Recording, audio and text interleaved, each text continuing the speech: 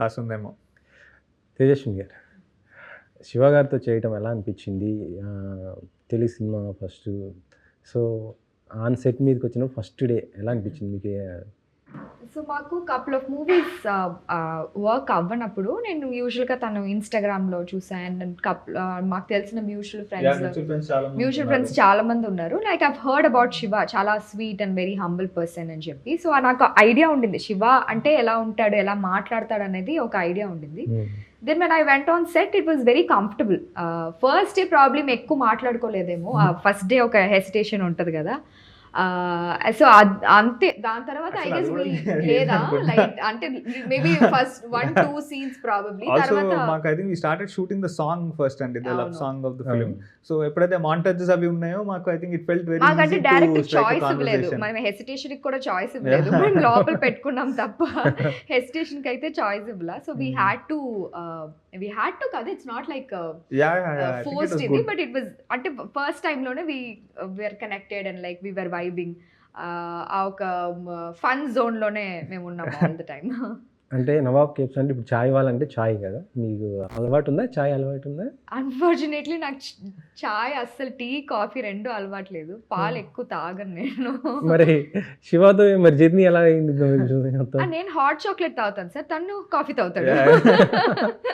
So అందుకని problem లేదు, అయిపోయింది. యాక్చువల్లీ మరి డబ్బింగ్ మీరే చెప్పుకున్నారా? నేనే చెప్పాను సార్. చెప్పాను, తెలుగు చాలా స్పష్టంగా వస్తుంది. ప్రొడ్యూసర్కి సేవ్ చేయొచ్చు కదా మనం.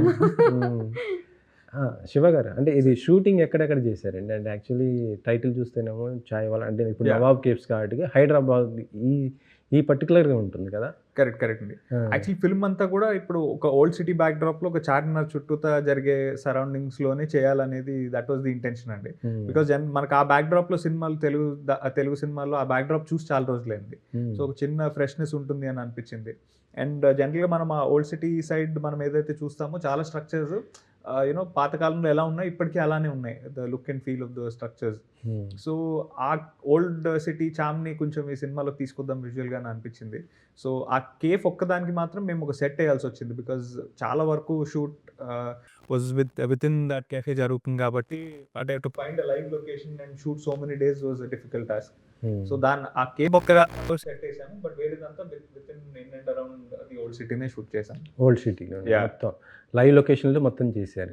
లైవ్ లొకేషన్స్లోనే చేశారు. ఎలా అనిపించింది అక్కడ అట్మాస్ఫియర్ మొత్తం ఓల్డ్ సిటీ? అసలుకి మనకి యాక్చువల్లీ చెప్పాలంటే మనకి రంజాన్ సీజన్ వచ్చినప్పుడు మనం అందరం వెళ్ళి విజిట్ చేస్తాం, మనం చాలా ఎంజాయ్ చేస్తాము.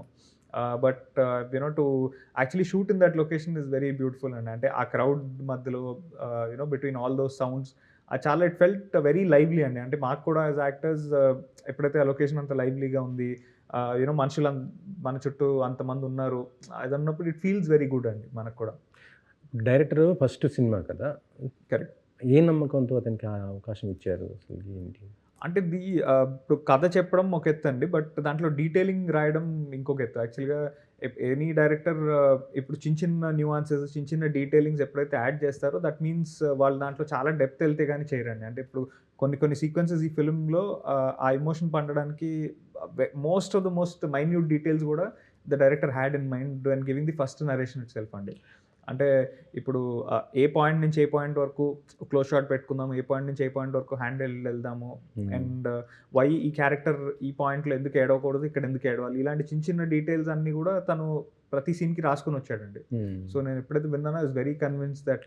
అంటే ఇప్పుడు అతను ఏదైతే మీకు నేరేట్ చేసాడో ఎగ్జాక్ట్లీ తీశారు. ఎగ్జాక్ట్లీ అండి. అండ్ ఆల్సో మేము ఒక 2-3 months ఈ స్క్రిప్ట్ మీద కూర్చుని we worked on the detailing workshops చేసాము. సో చాలా డిస్కషన్స్ తర్వాత సెట్కి వెళ్ళాము. మాకు కూడా దానివల్ల చాలా ఈజీ అయిందండి. అంటే మేము we didn't have to do too many takes, max second third టేక్కి చాలా వరకు ఓకే అయిపోయేది. ఇప్పుడు స్టోరీ మీరే వింటారా లేకపోతే నాన్నగారు కూడా వింటారా? నాన్నగారు ఎందుకంటే యాక్చువల్లీ మంచి ఇండస్ట్రీలో చాలా సీనియర్ ప్రొడ్యూసర్, మొత్తం కూడా ఆయనకు తెలుస్తుంది ఎంత ఆడుతుంది సినిమా, దానికి ఎంత బడ్జెట్ పెట్టాలి ఏంటి మొత్తం కూడా తెలుస్తుంది. సో నాన్నగారి యొక్క ఆయన నుంచి మీరేం తీసుకుంటారు? సో నేను ఆయనకు బేసిక్గా సినిమా సైన్ చేసే ముందు డెఫినెట్గా ఒక అడ్వైజ్ అయితే తీసుకుంటానండి, బికాజ్ ఐ థింక్ ఆ ఎక్స్పీరియన్స్ మనకి ఎక్కడో అక్కడ you know we may overlook a few things that he might see better. But ఎప్పుడు జనరల్గా ఫైనల్ కాల్ నాదే ఉంటుందండి ఒక సినిమా చేయాలా లేదా అనే దాని మీద, బికాజ్ మనకు ఆ క్యారెక్టర్ మీద కన్విక్షన్, ఆ కనెక్ట్ కనుక రాకపోతే మనం ఎంత ట్రై చేసినా అది ఆర్టిఫిషియల్గానే కనిపిస్తుంది.